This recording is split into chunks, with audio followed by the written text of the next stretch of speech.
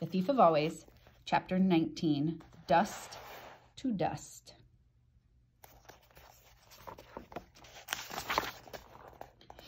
Rictus was waiting at the top of the stairs. His smile was sweet. His words were not. "You're a murderer now, my little man," he said. "Do you feel, or do you like the feel of Mars' blood on your hands?" "He didn't kill her," Mrs. Griffin said. "She was never alive. None of you are." "What are we then?" Rictus asked. "Illusions," Harvey replied, ushering Mrs. Griffin and her cat past Rictus to the front door. "It's all illusions." Rictus followed them, giggling insanely. "What's so funny?" Harvey said, opening the door to let Mrs. Griffin out into the sun.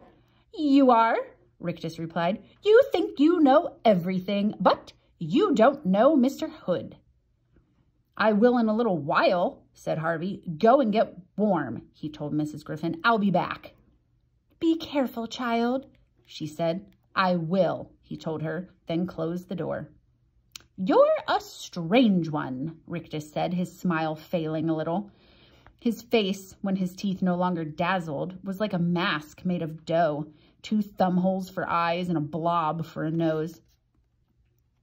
"I could suck out your brains through your ears," he said, all the music gone from his voice. "Maybe you could," said Harvey, "but you're not going to." "How do you know?" "Because I've got an appointment with your master." He started toward the bottom of the stairs, but before he reached it, a dark figure flitted in front of him. It was Jive, and he was carrying a plate of apple pie and ice cream.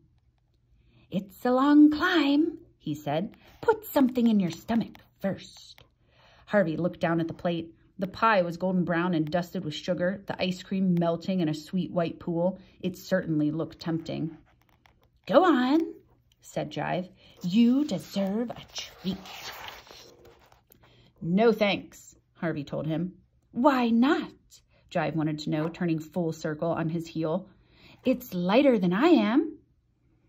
"But I know what it's made of," Harvey said. "Apples and cinnamon and—" "No," said Harvey. "I know what it's really made of." He looked back at the pie, and for a moment it seemed he glimpsed the truth of the thing, the gray dust and ashes from which this illusion was made. "You think it's poisoned," Jive said. "Is that it?" "Maybe," Harvey replied, still staring at the pie. "Well, it's not," Jive said, "and I'll prove it." Harvey heard Rictus make a warning sound behind him, but Jive didn't catch it. He plunged his fingers into the pie and ice cream and delivered them to his mouth in one swift motion. As he closed his mouth, Rictus said, "Don't swallow it!" Again, too late.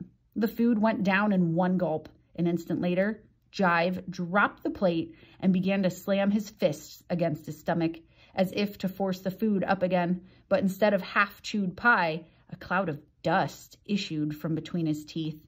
Then another, then another. Half-blinded, Jive snatched at Harvey's throat. "What have you done?" he coughed. Harvey had no difficulty shaking himself free. "It's all dust," he said. "Dirt and dust and ashes. All the food, all the presents, everything." "Help me," Jive said, clawing at his mouth. "Somebody help me." "There's no help for you now," came a solemn voice. Harvey looked around. It was Rictus who had spoken, and he was retreating across the hallway, his hands clamped to his face. He stared at Jive between his fingers, his teeth chattering as he voiced the horrid truth. "You shouldn't have eaten that pie," he said. "It's reminding your belly of what you're made of." "What's that?" Jive said. "What the boy says," Rictus replied. "Dirt and ashes." Jive threw back his head, howling, "No!" at this, but even as he opened his mouth to deny it, the truth came pouring forth. Dry streams of dust that ran from his gullet and flowed over his fingers. It was like a fatal message being passed from one part of his body to another. Touched by the dust, his fingers began to crumble in their turn, and as they dropped, the same whisper of decay spread to his thighs and knees and feet. He started to drop to the ground, but with a final pirouette, swung himself around and grabbed hold of the banister. "Save me!" he yelled up the stairs. "Mr. Hood can hear me! Please, please save me!" His legs crumbled beneath him now, but he refused to give up. He started to haul himself up the stairs, still yelling for Mr. Hood to heal him. There was no reply from the heights of the house, however, nor any sound now from Rictus. There were only Jive's pleas and wheezings and the hiss of dust as it ran away down the stairs from the emptying sack of his body. "What's going on?" Wendell said, appearing from the kitchen with ketchup smeared around his mouth. He stared at the cloud of dust that hung around the stairs, unable to see the creature at its heart. Harvey was closer to the cloud, however, and so was witness to Jive's last terrible moments. The dying creature reached up with an almost fingerless hand, still hoping, even as its life drifted away, that its creator would come to save it. Then it sank down upon the stairs, and its last pitiful fragments crumbled. "Somebody been beating the carpets?" Wendell said as Jive's dust settled. "Two down," Harvey murmured to himself. "What did you say?" Wendell wanted to know. Before he replied, Harvey glanced around the hallway looking for Rictus, but Hood's third servant had disappeared. "It doesn't matter," Harvey said. "Are you done eating?" "Yeah." "Was the food good?" Wendell grinned. "Yeah." Harvey shook his head. "What does that mean?" Harvey asked. Harvey was on the verge of saying, "It means you can't help me. It means I have to go up and face Mr. Hood on my own." But what was the use? The house had claimed Wendell entirely. He'd be more of a hindrance than a help in the battle ahead. So instead he said, "Mrs. Griffin's outside."